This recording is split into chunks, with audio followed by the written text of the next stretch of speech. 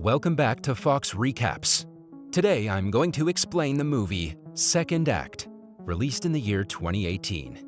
At the start of the movie, a woman named Maya Vargas showers in the bathroom while her boyfriend surprises her with a birthday cake.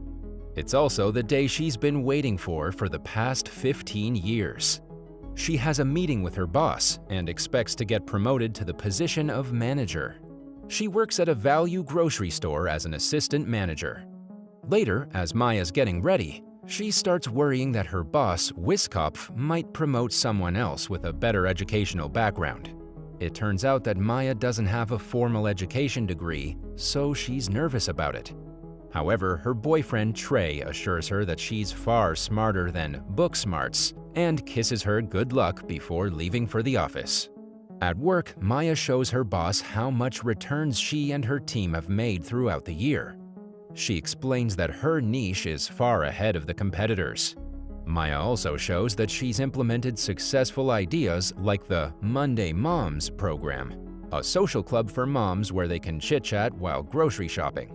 Shortly after, Maya's best friend and a fellow employee, Joan, also joins her and explains more about the program. Unfortunately, Maya's worst fears come true as Weisskopf announces that another employee named Arthur has been promoted as the new store manager. He also mentions that Maya wasn't considered for the position because she never went to college. Instead, he assigns her as Arthur's right hand. Later in the evening at Maya's surprise birthday party, Trey reflects on the time he met Maya for the first time. He was completely taken aback by how beautiful, brazen, and intelligent she was. He then toasts for a good life and hugs his girlfriend. However, Maya's disappointed that her life didn't turn out as she had expected. She expresses her frustration to Joan, complaining about the absurdity of not getting a job at 40 just because she didn't get a degree at 18. Just then, their conversation is interrupted by Joan's son, Dilly, who is also Maya's godson. Dilly is a computer genius who has been recently accepted to Stanford. Dilly brings over a birthday cake for Maya and asks her to make a wish. Given her situation, Maya says that her birthday wish is to travel back in time and go to a fancy school, where she can learn a lot of stuff. The following day at work, Arthur is driving Maya and the other employees crazy. Meanwhile, Joan informs Maya that a lady was asking about her for a job interview at the conglomerate Franklin & Clark. It turns out that Dilly wanted to help her, so he set up resumes and interviews under Maya's legal name for her as a birthday present. Maya initially doesn't think it's a good idea to change her job, but after getting annoyed with Arthur, she decides to go to Franklin & Clark. The following day, Maya arrives at the conglomerate, but is shocked when she is sent up to the top floor to meet with the CEO, Anderson Clark himself. He is extremely impressed by her resume, which includes Harvard, Wharton, philanthropy, and the Peace Corps. Maya is shocked by the lies that Dilly has forged, but she goes along with it. Shortly after, Anderson's daughter Zoe, who's also one of the vice presidents at the company, pops in and introduces herself to Maya. In the next scene, Anderson shares that he's interested in having Maya as their company's consultant. He then asks her to give her honest opinions on some of their product lines, prompting Maya to give a speech. She mentions that one of their lotions isn't as organic as they show it to be, and that the prices are too high. Hearing this, Anderson is once again impressed, but Zoe is somewhat skeptical. After the interview, she rushes to Joan's apartment and confronts Dilly for creating fake resumes and even a fake social profile. Dilly, however, thinks he did a favor for her. The following day, Maya gets a call informing her that she's been hired for the consulting job, but she can't put herself together to say yes right away. As she confronts the dilemma about whether to accept the new job or not, Joan tells her that although she got the interview on a lie, she got hired because of herself. At work, when Arthur starts becoming difficult once again, Maya finally decides to quit her assistant manager job and join the new one. Later that evening, Maya approaches Trey and tells him about the new consulting job that she's been hired for. She explains about all the facilities and exposure she'll be getting over there, but Trey is concerned because of the lie.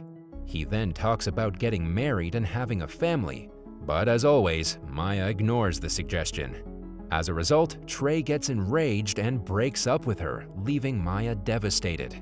In the next scene, Maya arrives at her new job, where she's greeted by her assistant, Ariana, and development assistant, Hildy. They take her to her new office room, which is much bigger than she had imagined. Meanwhile, because of Maya's comments in her interview, the CEO wants to revamp the company's beauty product line. In a meeting with the product scientists and all other stakeholders, including Ron, another development executive, Maya shares that the company needs to make all-natural products. However, Zoe is skeptical and insists that they can't make it work as launching a new one would be too costly. Instead, she wants to make their current line more organic, while Maya wants to go 100% natural. Hearing the contrasting opinions, Anderson sets up two competing teams and gives them 10 weeks to come up with a new product and pitch. Sadly, most of the company's product scientists are pessimistic that they can create Maya's product, so they refuse to be a part of her team. Just when it seems that Maya has already lost the competition before it has even started, a product scientist named Chase agrees to help her. He mentions that he was recently cast out by his supervisor to make cat food, so he wants to take revenge on him. Meanwhile, as part of the new job, Maya gets a massive new apartment stocked with ample food and drinks, along with several gift cards. She and Joan are left in awe when they arrive at the apartment. Joan hurriedly gets some beers from the fridge and tells Maya that she deserves all these things. Maya, however, isn't so sure, and she misses her boyfriend, Trey. As the two talk, Joan presses her about the breakup and suggests that she stop punishing herself for giving up the baby she had when she was 17. It seems that Maya couldn't start a family with Trey because she had her own past to deal with. The following day at work, Maya clarifies their team goals and research techniques for product development. Meanwhile, Anderson approaches her and asks her to be the lead at a company rowing event. It turns out that Maya's fake resume also included that she was on a rowing team during her college years. Having no choice, Maya agrees to the request. Later, at the event, Maya completely messes up and causes the boat to crash, but Anderson finds the whole thing funny. Ron, however, finds it suspicious and begins checking on her references. He calls the Harvard office of the registrar and asks to check if Maya had graduated from the school. Surprisingly, the genius Dilly has already redirected the call to his cell phone, and he confirms that Maya had indeed attended the Ivy League school. In the meantime, Zoe asks Maya to speak Mandarin at a dinner with a Chinese distributor, since she's the only one who can speak the language, or at least that's something mentioned in her resume. Maya reluctantly agrees. Later, she brings her concern to Joan. Fortunately, the latter has an idea. Her cat's veterinarian, who's fluent in Mandarin, can translate for Maya via phone. Thankfully, everything pans out during dinner. The distributor becomes satisfied with Maya's presentation and agrees to sign an agreement with the company. Before parting ways, an impressed Zoe thanks Maya and offers to send her previous research on all natural products. In the following scene, Anderson calls Zoe to his office to tell her something important.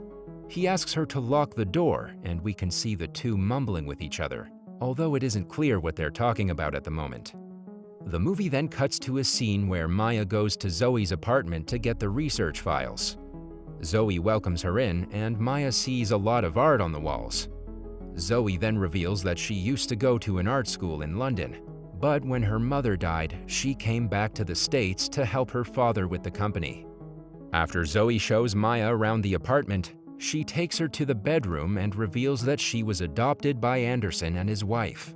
She then discloses that she has just found out that Maya is actually her birth mother. It turns out that Anderson had called Zoe earlier to reveal the same, since he had been doing his research for quite a while now. With this revelation, Maya becomes excited and the two start spending a lot of time together. Later, Anderson reveals that he'd gone looking for Zoe's birth mother and found Maya online, which is when he saw her resume and called her in for an interview just to meet her. However, when he heard her speech, he became impressed and hired her. One day at a park, Maya shares with Zoe that she was living in foster care and couldn't take care of her. That's why she had to give her up for adoption. She also mentions that she's very happy to see her daughter doing so well in life. As the two continue their emotional conversation, Maya encourages Zoe to return to art school. Later at the office, Maya and her team continue working hard to make an all-natural product, but their techniques fail to materialize into anything. At the company Christmas party, Ariana and Chase, who has had an ongoing flirtation for a while, finally kiss. Meanwhile, Ron implies that he knows Maya is full of lies and tells her that her product is going to be a disaster. Surprisingly, this gives Maya an idea: to use the silver ginkgo plant that her grandfather had left for her. It turns out that the plant had survived the disaster of Hiroshima. After the party, Maya tells Chase about the plant, explaining that they can use its nutrients to give them an edge in their organic beauty product. She then gets the plant from Trey's apartment, and her team of scientists immediately gets into action to use it in their product. Following a lot of hard work, Chase and Ariana share the good news that their product is finally working. The next day, the two sides present their products to the company board. That night, Maya attends Joan's birthday party, where she comes across Trey. He mentions that he's found out about her daughter Zoe, but is sad that she kept it from him all these years. Maya tries to apologize, but Trey walks away, telling her that no relationship can be based on a lie. Just then, Anderson calls Maya in the middle of the party and asks her to come to his office. When she arrives there, he says that the board has chosen to endorse her product. Anderson adds that she's been selected to present the product at a live event that will be broadcasted on popular media outlets. Maya didn't think things would escalate so quickly. She now fears that she will soon be exposed, but having no other choice, she agrees to deliver the speech. On the event day, Zoe welcomes Maya on stage to unleash their new product. On the other hand, Ron finally gets confirmation that Maya has faked her resume and prepares to tell the truth to Anderson. But before he can do so, Maya does it herself while delivering her speech. She realized what Trey had said was true, that no relationship can be built on a lie, so she decided to come clean with everyone. Maya then apologizes to Anderson and Zoe and asks her teammates to take over the stage. After a while, an extremely hurt Zoe approaches her outside and wonders if all the time they spent together was an act too. She then expresses her anger at Maya for always being absent from her life. Before leaving, she also reveals that she's returning to London for art school.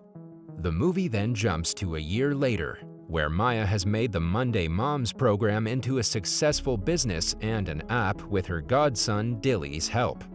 Joan and all her other friends from the value store all work with her there now, and she's even still friendly with Anderson. Her value store's boss, Weisskopf, is also in touch with her as he's the primary investor for Monday Moms. Maya keeps on sending letters to Zoe, mentioning about her life and relationships. She wants Zoe to be happy and fulfill her dreams. One day, Trey unexpectedly visits her, and they are both happy to see each other after a long time. Maya promises she won't lie to him ever again, while Trey asks if she wants to start a family.